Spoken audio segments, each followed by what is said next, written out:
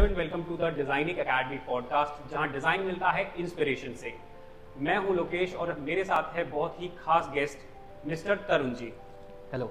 जो कि live space Faridabad को रिप्रेजेंट कर रहे हैं। अगर आप एक स्टूडेंट है, हाईली प्रोफेशनल है या फिर बस डिजाइन के लिए क्यूरियस रहते हैं तो आज का पॉडकास्ट आपके लिए बहुत ही ज्यादा वैल्यूएबल होगा। चलिए शुरू करते हैं। तो सर, सबसे पहले आप मुझे ये बताइए कि किस चीज ने आपको इस प्रोफेशन में आने के लिए सबसे ज्यादा इंस्पायर किया? लोकेश जी, मैं पिछले 7 साल से डूरियन का फ्रेंचाइजी ओनर था।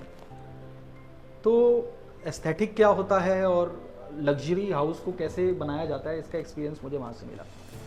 बट क्योंकि कहीं ना कहीं चाहे वो सोफ़ा हो या बेड हो, उसमें ब्रांड में हमेशा से एक लिमिटेशन रहती है। और कस्टमर्स आजकल पिंटरेस्ट और यूट्यूब से नई नई वीडियोस देखकर बहुत अच्छी अच्छी चीज़ें ढूंढ के ला रहे थे। और मुझे लगा कि कहीं ना कहीं हम लिव स्पेस के साथ और फुल अगर इंटीरियर में उतर जाएं तो हम उनकी उस ड्रीम को फुलफिल कर सकते हैं। ये ही एक पैशन था जिसने मुझे इस इंडस्ट्री में बेस्ट क्वालिटी, बेस्ट प्राइस और मतलब जिसको हम कहते हैं कि जब कस्टमर देखे तो वो वाओ फीलिंग आए, उसकी तरफ लगाए रखा। It was not easy but, और मैं ये नहीं कह रहा कि हम सब सीख गए हैं, आज भी हम सीख रहे हैं, बट यस। चलिए, दैट्स वेरी नाइस। और सर, एक चीज और, आपका इस करियर में सबसे बड़ा मेंटर और इन्फ्लुएंसर कौन रहा? जो आपका रियल मेंटर हो सकता है आगे बढ़ने के लिए, प्रोग्रेसिव सोचने के लिए, वो कस्टमर ही है। तो मेरा जो रियल मेंटर रहा इस इंडस्ट्री में, वो कस्टमर ही रहा। हाँ, ड्यू टू सोशल मीडिया सबके पास आजकल ऑप्शंस हैं, ठीक है। तो सर, एक चीज़ और, जैसे हम जब पढ़ाई कर रहे होते हैं इंटीरियर डिज़ाइनिंग में, उस टाइम जो हम कॉन्सेप्ट्स को पढ़ते हैं और जब रियल लाइफ प्रोजेक्ट्स को करते हैं तो उनमें कितना डिफरेंस हम लोगों को देखने को मिलता है। जब आपने कभी पढ़ाई करी होगी इस चीज़ के लिए, तो क्या डिफरेंस आपको मेजरली फेस करने को मिलता है कि जो हमने पढ़ा वो कितना % हमें ऐसा लगता है कि इस फील्ड में काम आ रहा है हमारी पढ़ाई, और उसके बारे में थोड़ा सा बताइए। लोकेश जी, जो एजुकेशन है वो इसी फील्ड में नहीं, हम किसी भी फील्ड में चले जाएं तो एजुकेशन का अपना एक रोल रहता है। वो आपके माइंड को ओपन करती है। जो लोग आपकी फील्ड में सक्सेसफुल हैं, उनकी केस स्टडीज़ और कैसे उन्होंने अपनी लाइफ में सक्सेस ली, वो पढ़ने से हमारे अंदर की एक किक तो होती ही है। बट जो रियल एजुकेशन है वो हमेशा फील्ड पर होती है। यही नहीं, एक एजुकेशन का अपना जो रोल है वो रहता ही है। ठीक है, जैसे हमें टीचर्स बेसिकली टास्क देते हैं ड्यूरिंग द स्टडीज, इसी तरीके से जब हम रियल लाइफ में उतरते होंगे तो हमें कस्टमर टास्क देते होंगे। ठीक है। तो बेसिकली सर, ज़्यादातर ये देखा गया है कि कॉलेज इंस्टीट्यूशंस हमको ज़्यादातर टेक्निकल स्किल्स की तरफ ज़्यादा पुश करते हैं और हमारी ज़्यादातर पढ़ाई भी टेक्निकल ही रहती है। लेकिन आपके अकॉर्डिंग ऐसा कौन सा स्किल है जो नॉन टेक्निकल हो और बहुत कंपल्सरी हो डिजाइनर्स के लिए सीखना, इन टर्म्स ऑफ कम्युनिकेशन या पर्सनालिटी या फिर कोई सॉफ्ट स्किल्स? आपके अकॉर्डिंग कौन सा इंपॉर्टेंट है, या फिर इन ऑप्शंस के अलावा कोई और स्किल भी? मेरे हिसाब से जो सबसे इम्पोर्टेंट स्किल है वो ये है कि आप कस्टमर को कस्टमर मत देखिए, आप सबसे पहले उसके साथ कनेक्ट होइए। आप ये अंडरस्टैंड कीजिए कि अगर इसकी जगह मैं होता तो मैं क्या करता। जैसे ही हमने वो अंडरस्टैंडिंग बिठा ली तो आपको पता चलेगा कि ये कस्टमर को प्राइस कम चाहिए। ऐसे भी कस्टमर्स आते हैं जिनको सस्ता चाहिए, ठीक है, दे आर नॉट रॉन्ग। ऐसे भी कस्टमर आते हैं जिनको वो चीज़ चाहिए जो बाजार में कहीं ना मिले। तो मेरे हिसाब से जो सबसे इम्पॉर्टेंट स्किल है वो ये है कि हमने माल बेचना नहीं है, हमने कस्टमर के साथ कनेक्ट होना है और माल बेचना है। बेसिकली आपका कहने का मतलब है कि गुड कम्युनिकेशन स्किल्स इम्पॉर्टेंट है आपको एक अच्छा डिजाइनर की तरह ग्रो कराने के लिए। ट्रू। ठीक है। तो जितना स्मार्ट ये क्वेश्चन था उतना ही स्मार्ट इन्होंने आंसर भी किया इसको। तो चलते नेक्स्ट क्वेश्चन की तरफ। अच्छा, एक सिंपल क्वेश्चन और, जैसे क्या होता है कि बहुत सारे डिजाइनर्स होते हैं, वो डिग्री पढ़ के आते हैं, डिप्लोमास पढ़ के आते हैं, वो तो है ही, वो तो अपना काम किसी तरीके से एक टाइम पर कर ही पाएंगे। लेकिन अगर कोई नॉन टेक्निकल पर्सन है जो नहीं जानता फील्ड को बहुत ज़्यादा, बट वो इस प्रोफेशन में आना चाहता है, तो आपके अकॉर्डिंग उसको स्टेप वाइज क्या क्या करना चाहिए, अगर आप वो बता पाए। देखिए, अगर आप नॉन टेक्निकल बैकग्राउंड के हैं तो मैं आपको पहले ये सजेशन करूंगा कि आपको इस चीज़ की रिस्पेक्ट करनी चाहिए कि जो एक घर है कस्टमर का, वो उसके लिए बहुत इंपॉर्टेंट है। हमारे को इधर अर्निंग से ज़्यादा ये चीज़ समझनी है कि वो अपना सपना हमें सौंप रहा है। तो मैं ये कहूँगा कि आपको बेसिक्स समझ आने चाहिए, नहीं तो आप ऐसी टीम रखो जिनको बेसिक्स अच्छी तरीके से आते हों। प्रॉफिट अर्निंग के लिए अगर आप इंटीरियर में आ रहे हैं तो आप टेम्परेरी पैसा कमा लेंगे, बट क्योंकि आज भी ये बिजनेस रेफरल बिजनेस है। जैसे मैं आपको अपना एक एक्सपीरियंस बताता हूँ, मैंने किसी चीज़ की कोटेशन 15 लाख रुपए दी और वो कह रहे थे कि सामने से मुझे 12 लाख मिला, बट जो मेरे सबॉर्डिनेट हैं उन्होंने उनको इतनी अच्छी तरीके से सेटिस्फाई किया अपनी, उन्होंने बोला घर दिखाओ, हमने उनको बहुत सारे सेक्टर्स बताए जहां हमने डिलीवरी कर रखी है, तो उसकी वजह से उस कस्टमर ने 12 को छोड़ के हमारे को 15 लाख रुपए में, छोटा सा ही काम था बट उन्होंने हमें चुना। तो हमें ये समझना पड़ेगा कि इसके अंदर it is not one day job. ये ऐसा नहीं है कि आपने कस्टमर को एक बार पकड़ लिया तो अगर आप इस मोटिव से फील्ड में एंट्री करेंगे तो आप फेल हो जाएंगे। मैं आपको ये कहूँगा कि आपको बेसिक्स आने चाहिए। आप किसी का सपना बना रहे हैं तो चाहे आप छोटे छोटे कोर्सेज हैं वो कीजिए, आजकल तो ऑनलाइन बहुत से कोर्सेज अवेलेबल हो गए हैं, आप कुछ भी कीजिए, बट आपको बेसिक्स आने चाहिए। जब तक वो नहीं आता तब तक पैसे को मैं ना सोचते हुए किसी ऐसे बंदे के साथ कोऑर्डिनेट करें जो आपको सिखा सके।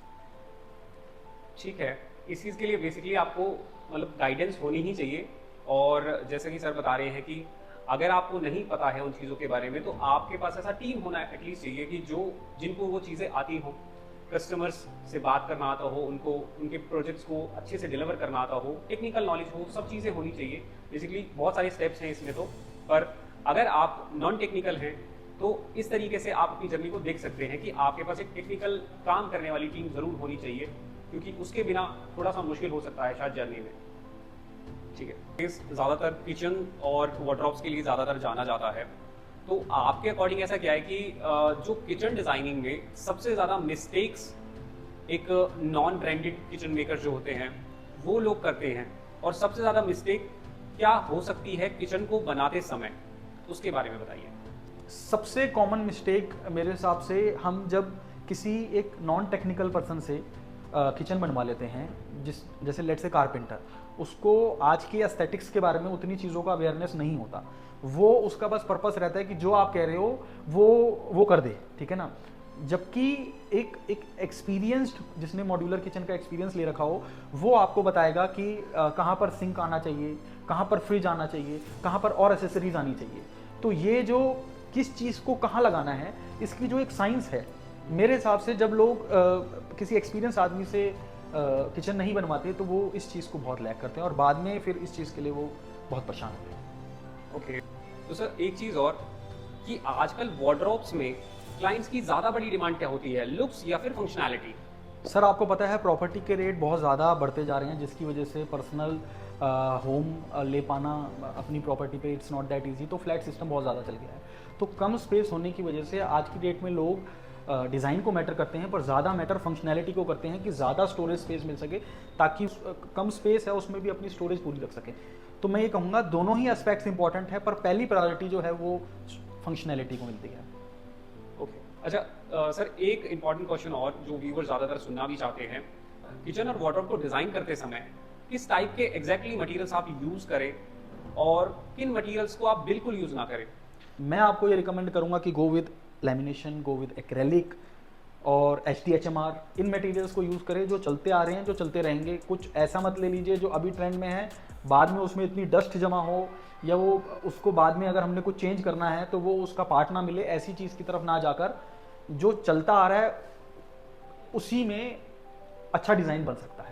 बेसिकली जो रिलायबल चीज़ें हैं उन्हीं पर हम ट्रस्ट करें। Yes. और उनसे ही हम अगर काम करेंगे तो ज़्यादा, क्योंकि बेसिकली उन पे बहुत ज़्यादा एक्सपेरिमेंट हो चुके हैं, बहुत ज़्यादा कंज्यूमर्स उनको कंज्यूम कर चुके हैं उन चीज़ों को, तो उसके अकॉर्डिंग आपको रिलायबल मटेरियल्स पे ही ध्यान देना है। तो सर हमारे बहुत सारे व्यूअर्स स्टूडेंट्स भी हैं और वो स्टूडेंट्स बेसिकली ये जानना चाहते हैं कि अगर वो इस फील्ड में एंटर करना चाहते हैं तो सबसे पहले और सबसे ज़्यादा वो किस किस चीज़ पर ध्यान दें as a fresher students? Sir आप जानते हैं आज की डेट में AI बहुत स्ट्रांग हो चुका है, तो सबसे पहली जो मैं उसको सजेशन दूंगा वो ये दूंगा कि आपके सॉफ्टवेयर पर कमांड अच्छी होनी चाहिए। दूसरी चीज़ जो भी ट्रेंडिंग है आपको उसके साथ अपने आप को अप टू डेट रखना है। किसी एक अच्छे एक्सपर्ट के पास जाकर इंटर्न लेना है, उसमें हरी नहीं करनी कि मैं 5 महीने में सीख जाऊँ, 6 महीने में सीख जाऊँ, पूरा कंप्लीट सीखना है। और लास्ट आपके पास सॉफ्टवेयर स्किल्स आ गए, आपके पास जो लेटेस्ट चल रहा है वो आपको पता चल गया, आपने किसी एक्सपर्ट से सीख लिया, उसके बाद लास्ट सेल्स। आपको पता होना चाहिए कि आपने इन सब चीज़ों के बाद कस्टमर को कैसे, जो आपके पास नॉलेज है वो उसको दिखनी चाहिए कि yes he is the best one for my home. तो ये 4 चीज़ों का अगर आपके पास कॉम्बिनेशन है तो यूल रॉक।